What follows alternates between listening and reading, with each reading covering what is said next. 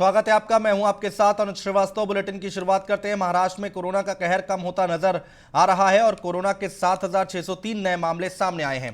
53 और रोगियों की मौत हुई है। संक्रमितों की कुल संख्या 61,65,402 हो गई है। स्वास्थ्य विभाग ने जानकारी देते हुए कहा है कि 59,27,000 लोग ठीक हो चुके हैं। फिलहाल 1,08,000 मरीजों का इलाज चल रहा है। महाराष्ट्र के कोल्हापुर जिले में कोरोना की स्थिति चिंताजनक हो गई है। यहां हर रोज 3,000 के करीब नए केस सामने आ रहे हैं।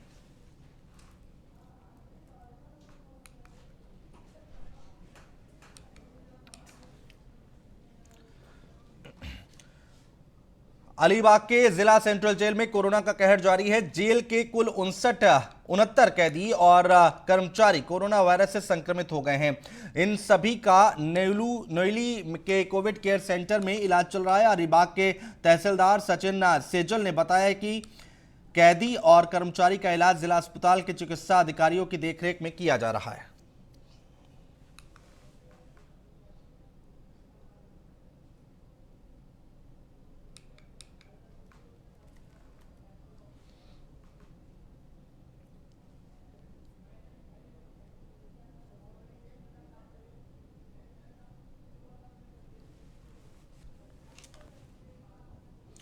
तो जेल के 69 कैदी और अधिकारी जो हैं यहां पर संक्रमित हुए हैं। चंद्रपुर जिले में एक दिल दहला देने वाला मामला सामने आया है, जहां एक ही परिवार के 6 लोगों की दम घुटने से मौत हो गई है, जबकि एक की हालत नाजुक बताई जा रही है। जानकारी के मुताबिक परिवार के लोग बिजली जाने की वजह से जनरेटर लगाकर सो रहे थे और जनरेटर की गैस लीक होने से 6 लोगों की मौत हो गई है।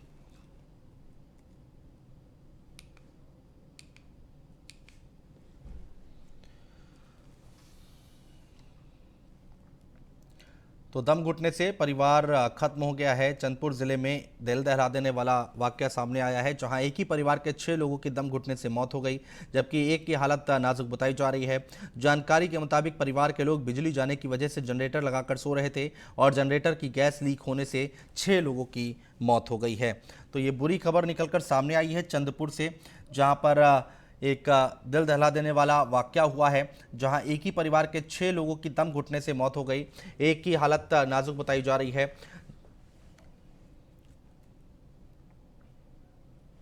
और ईडी मनी लॉन्ड्रिंग मामले में अपनी जांच के तहत पूर्व गृह मंत्री अनिल देशमुख के बेटे की तरफ से दुतुम गांव में खरीदे गए 15 प्लॉट की जांच कर रही है। ईडी के पता चला है कि ये जमीन premier port links private limited के नाम पर खरीदी गई थी, जिसमें सलिल देशमुख की नियंत्रण हिस्सेदारी है। सामूहिक रूप से लगभग 300 करोड़ रुपए मूल्य की 8.3 एकड़ भूमि NH 348 पलास्पे फाटा से JNPT तक स्थित है। यह जमीन एक स्वतंत्रता सेनानी के परिवार से खरीदी गई थी। ईडी के सूत्रों से पता चला है कि सलेल का कंपनी में कंट्रोलिंग इंटरेस्ट है।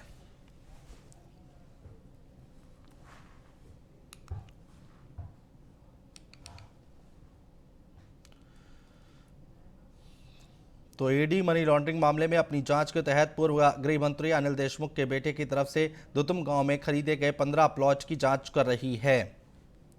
ईडी को पता चला है कि ये जमीन premier port links private limited के नाम पर खरीदी गई थी।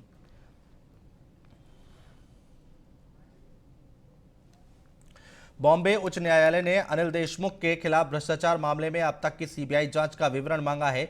जस्टिस एस शिंदे और NJ जमादार की पीठ ने कहा है कि भ्रष्टाचार ही वो मूल कारण है जिससे व्यवस्था चरमरा गई है। किसी को भी नहीं छोड़ा जाना चाहिए और सभी की जांच होनी चाहिए। पीठ ने देशमुख के उनके खिलाफ सीबीआई की प्राथमिकी को रद्द करने की याचिका को खत्म कर दिया।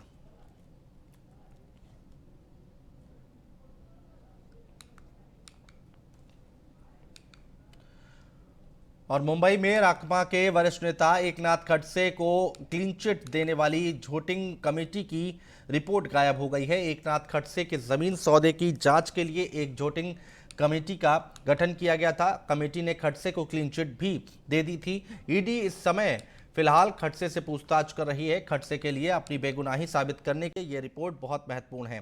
हालांकि अब जब रिपोर्ट सामान्य प्रशासन के अधिकारियों के पास उपलब्ध नहीं है, तो बहुत बड़ा विवाद खड़ा हो रहा है।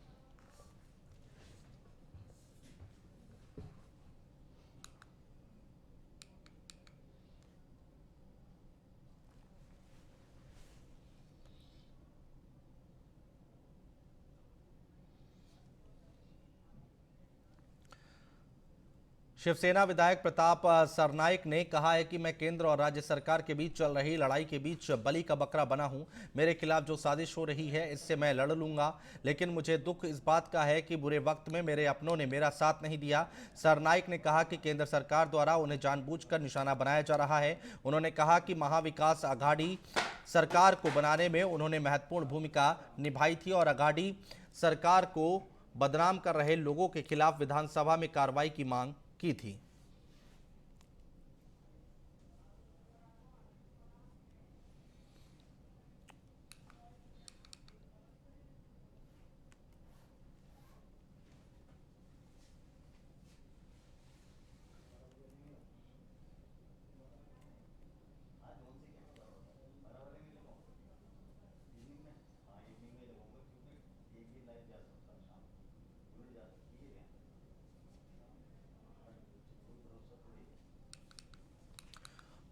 और बीजेपी नेता और पूर्व मंत्री आशीष शेलार ने ठाकरे सरकार पर निशाना साधते हुए सांगली में पत्रकारों से बातचीत की है। उन्होंने कहा है कि ठाकरे सरकार ने महाराष्ट्र को कोरोना की राजधानी बना दिया है। आशीष शेलार ने आगे कहा कि देश और राज्य के आंकड़ों की तुलना करें तो देश में 20% मरीज महाराष्ट्र में हैं। साथ ही महाराष्ट्र की मृत्यु दर देश की मृत्यु दर का 30% है।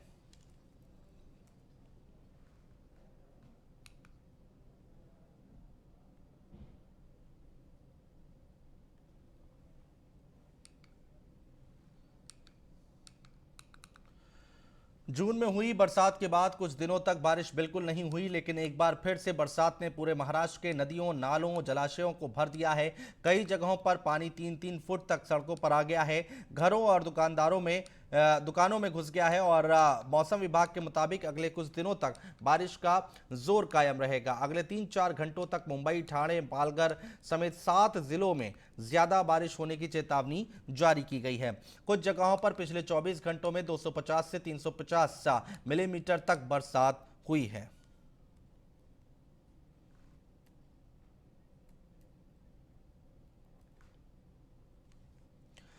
तो बरसात हुई है और उसके बाद लोगों की परेशानियां बढ़ गई हैं। कई जिलों में महाराष्ट्र में बारिश हुई और लोग परेशान हैं। सड़कों पर पानी भर गया, दुकानों में पानी भर गया।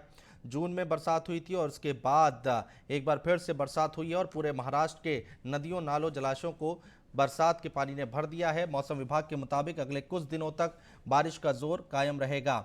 अगले 3-4 घंटों तक मुंबई, ठाणे, पालघर समेत 7 जिलों में ज्यादा बारिश होने की चेतावनी जाहिर की गई है।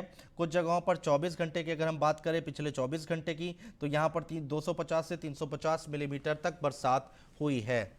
तो ये खबर निकलकर सामने आई है। तस्वीरें लगातार हम आपको दिखा रहे हैं। जगह जगह पानी भरा हुआ है। लोगों की मुश्किलें और भी ज्यादा बढ़ती हुई दिखाई दे रही हैं। फिलहाल मौसम विभाग की तरफ से चेतावनी भी जारी की गई है। अभी कुछ दिनों तक मौसम ऐसे ही रहेगा और इसके साथ ही साथ आपको बता दें कई जगहों पर पानी भरा हुआ है।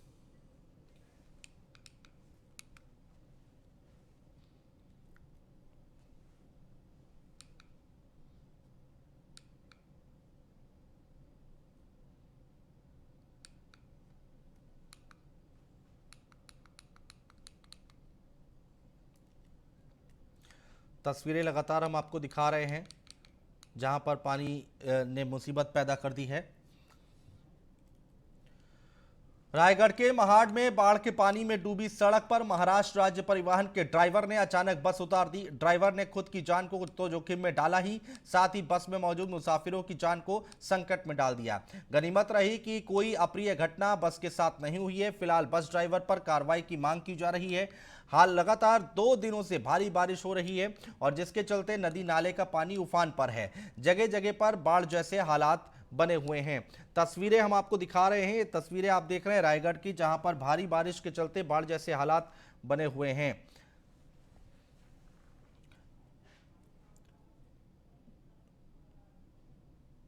तो बाढ़ के पानी में डूबी सड़क पर महाराष्ट्र राज्य परिवहन के ड्राइवर ने अचानक बस उतार दी है और ड्राइवर ने खुद की जान तो जोखिम में डाली, साथ ही साथ जो यात्री थे, मुसाफिर थे, उनकी जान को भी जोखिम में डाला है। फिलहाल अच्छी खबर यह है कि गनीमत रही कि कोई अप्रिय घटना बस के साथ नहीं हुई है। फिलहाल बस ड्राइवर पर कार्रवाई की मांग की जा रही है। लगातार 2 दिनों से भारी बारिश हो रही है जिसके चलते नदी नाले उफान पर हैं, जगह जगह बाढ़ जैसे हालात बने हुए हैं, जिसकी तस्वीरें हम आपको दिखा रहे हैं। ये रायगढ़ की तस्वीरें हैं जहां पर पानी से लोग परेशान हैं, लेकिन इन सब के बीच में एक बस को ड्राइवर ने उतार दिया।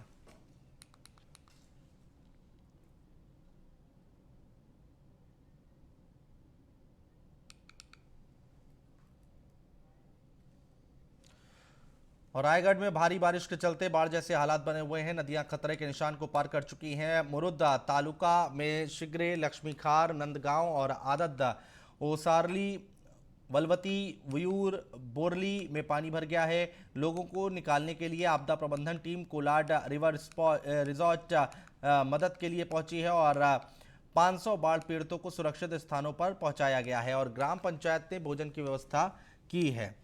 तस्वीरें हम आपको दिखा रहे हैं। ये तस्वीरें देखकर आप अंदाजा लगा सकते हैं कि बारिश होने के बाद क्या कुछ हालात बने हुए हैं। मुंबई अग्निशमन विभाग अपने ऐतिहासिक प्रदर्शन के लिए जाना जाता है। फायर ब्रिगेड के भायखला स्थित प्रधान कार्यालय में अपर आयुक्त अश्वनी भिड़े, जो दमकल विभाग की प्रभारी हैं, को केंद्र से में सम्मानित किया गया, जिसके चलते भारी बारिश में उन्हें विदाई देकर सलामी दी गई है। अपर आयुक्त भिड़े हैं छतरी के नीचे खड़े थे और भारी बारिश में जवान उन्हें सलामी दे रहे थे। ऐसे में कई सवाल उठ रहे हैं, लेकिन अधिकारियों और दमकल कर्मियों की खूब सराहना की जा रही है।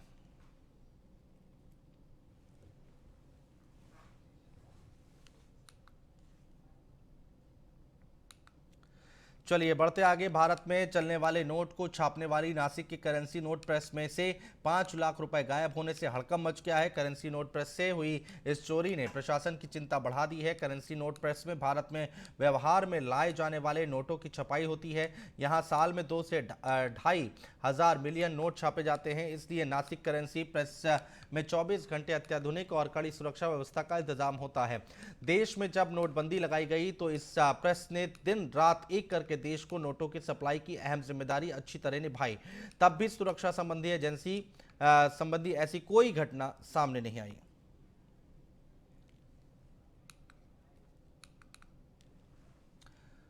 गेटवे ऑफ इंडिया के पास बीते दिन एक बड़ा हादसा हो गया, जिसकी वीडियो अब सोशल मीडिया पर तेजी से वायरल हो रही है। दरअसल एक महिला अचानक 20 फुट नीचे समुद्र में गिर गई, जिसके बाद महिला की जान बचाने के लिए एक 50 साल के शख्स ने समुद्र में छलांग लगा दी।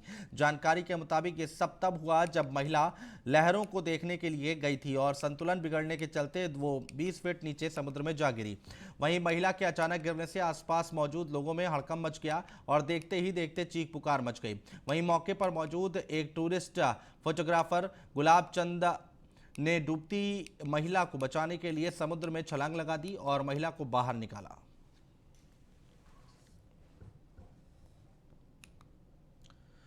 अभिनेता सुनील शेट्टी ने सोशल मीडिया पर उन खबरों का खंडन किया है जिसमें दावा किया गया था कि उनकी इमारत को सील कर दिया गया है। शेट्टी ने ट्वीट कर दावा किया कि उनकी बिल्डिंग सोसाइटी में कोई डेल्टा वेरिएंट केस नहीं है। उनके मुताबिक एक विंग पर एक नोटिस लगाया गया है, पूरे भवन को सील नहीं किया गया है। उन्होंने कहा है कि ये कहना होगा कि फर्जी खबरें किसी भी वायरस की तुलना में तेजी से फैलता है। लोग कृपया दहशत न फैलाएं।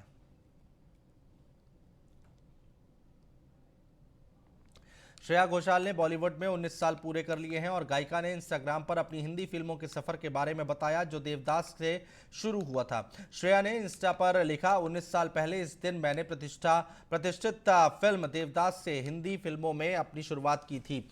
गायिका ने फिल्म के निर्देशक संजय लीला भंसाली को देवदास में लॉन्च करने के लिए धन्यवाद दिया। उन्होंने हाल ही में द फैमिली मैन में किसके लिए तू मारेगा और देगा जान के साथ मुख्य गायिका के रूप में अपना डिजिटल डेब्यू किया है।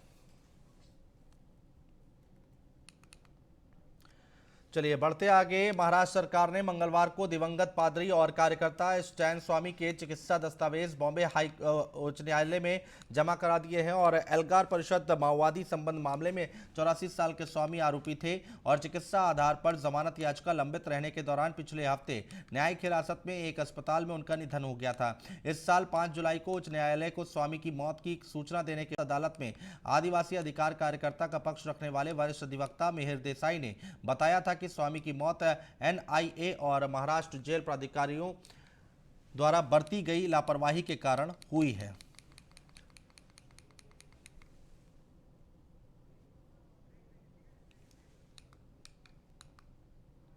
आपका नारायणपुर पुलिस अधीक्षक यू उदय किरण के सामने 2 महिला नक्सलियों ने आत्मसमर्पण किया है। पुलिस ने नक्सलियों के खिलाफ अभियान चलाया है, जिसके चलते तनाव में आकर नक्सली आत्मसमर्पण कर रहे हैं। समर्पित नक्सली सदस्य संगठन में काम करने के दौरान नक्सलियों के लिए भोजन की व्यवस्था करना, गांव में अनजान व्यक्तियों के आने जाने पर पूछताछ और उनकी निगरानी करना समेत कई काम कर रही थी। गांव गोबेल के निवासी है नमनी मंडावी और मुंगाड़ी की है बत्ती उसेंडी। ये दोनों लड़कियां हैं। ये नक्सलियों के साथ में जो आदेरबेड़ा पंचायत जनताना सरकार है उसमें मिलिशिया के रूप में काम करते थे।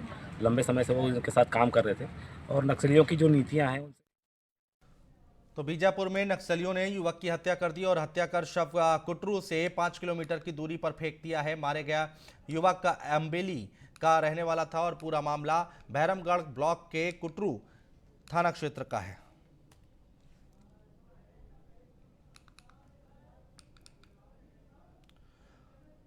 और रायगढ़ के जूट मिल चौकी के पास नाबालिग से दुष्कर्म के मामले में परिजनों ने एसपी ऑफिस के सामने पहुंचकर आरोपी की फांसी की मांग की है, जिसके बाद अतिरिक्त पुलिस अधीक्षक ने परिजनों को जल्द से जल्द आरोपी के खिलाफ कार्रवाई कर सजा दिलाने का आश्वासन दिया है। बता दें कि 10 जुलाई को जूट मिल क्षेत्र में रहने वाला आरोपी शंकर चौहान ने नाबालिग को अपने हवस का शिकार बनाया।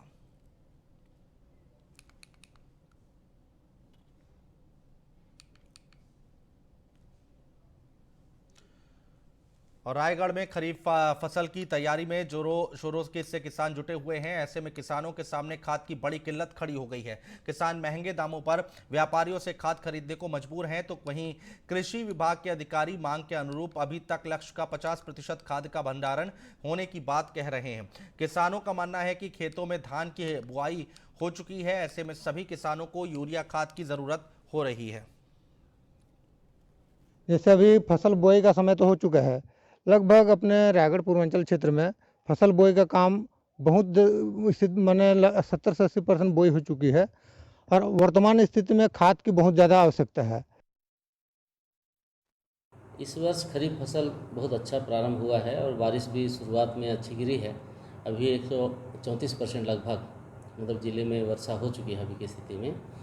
इस साल बीज की व्यवस्था हमारे पास 114% उपलब्ध है, जितनी मांग थी उससे। और जगदलपुर में मनाए जाने वाले रथ यात्रा पर्व में एक अलग ही परंपरा है। यहाँ एक विशेषता छटा देखने को मिलती है। रथों को परंपरागत तरीकों से फूलों और कपड़ों से सजाया जाता है। दूसरा मुख्य आकर्षण यहाँ जगन्नाथ का स्वागत तुपकी चलाकर किया जाता है। ये बहुत बड़ी पुरानी रियासत कालीन से चली आ रही है, जिसमें राजा पुरुषोत्तम देव दंडाचरण करके जब पुरी गए थे, जो आपको पता है बस्तर विश्व प्रसिद्ध जो बस्तर दशहरा होता है, वो रथपति की उपाधि जो थी जगन्नाथ प्रभु ने दी थी बस्तर राजा को। उस समय से आज दिन तक मतलब ये 1400 से आज तक ये परंपरा चली आ रही है, जिसमें कि राजनांदगांव के पुलिस लाइन में कोरकट्टी नक्सली हमले में शहीद जवानों की शहादत की 12वीं बरसी पर श्रद्धांजलि सभा का आयोजन किया गया। इस अवसर पर जनप्रतिनिधियों समेत पुलिस विभाग से जुड़े अधिकारी कर्मचारी शामिल हुए और शहीदों को भावभीनी श्रद्धांजलि अर्पित की। 12 जुलाई 2009 को तत्कालीन पुलिस अधीक्षक विनोद कुमार चौबे समेत 29 पुलिस जवान नक्सली हमले में शहीद हो गए थे। 2009 का अंतर्गत 29 जवान हमारा उसका तत्कालीन एसपी साहब श्री चौबे साहब का शहादत हुआ है। उन्हीं का स्मरण में आज यहाँ पे पुलिस लाइन में कार्यक्रम आयोजित किया गया है। जो 12 जुलाई 2009 को मानपुर क्षेत्र में जो तत्कालीन एसपी साहब और जो उनके साथ 29 जवान शहीद हुए थे, उनको नमन करने के लिए, उसको श्रद्धांजलि देने के लिए आज ये श्रद्धांजलि सभा आयोजित की गई थी। जी आज श्रद्धांजलि देने पहुँचे, क्या कहना चाहेंगे? सर्वप्रथम तो शहीद विनोद चौबे जी और साथ में 28 जवानों को मैं नमन करना चाहती हूँ। उनका ये कर्ज छत्तीसगढ़ कभी नहीं भूलेगा, जिन्होंने हमें बचाने के लिए, हमारी सुरक्षा के लिए अपनी जान गंवा दी।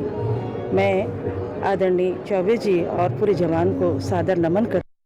ऐसे कोई बदलाव है ही नहीं है, क्योंकि मेरा तो अभी तक मेरे पति का स्मारक ही नहीं बना है। पूरा गाँव के लोग ही इकट्ठा होते हैं, ऐसी फोटो रख के ही पूजा करते हैं। अभी तक न स्मारक नहीं बना है, न बेटे को नौकरी नहीं लगा है, अनुकंपा। गरियाबंद में एक दिल दहला देने वाली घटना सामने आई है। एक युवक ने अपने ही गांव के बुजुर्ग का पहले टंगिया से गला काटा और फिर उसे लेकर सड़क पर घूमता रहा। सूचना मिलने पर पुलिस ने आरोपी युवक को गिरफ्तार कर लिया है। मामला छूरा थाना क्षेत्र के घोट पानी का बताया जा रहा है।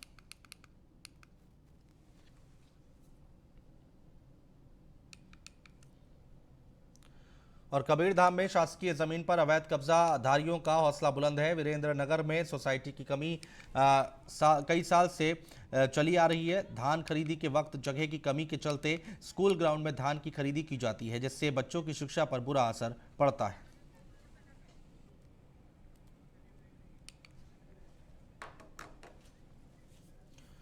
और फिलहाल हमारे इस बुलेटिन में इतना ही। नमस्कार।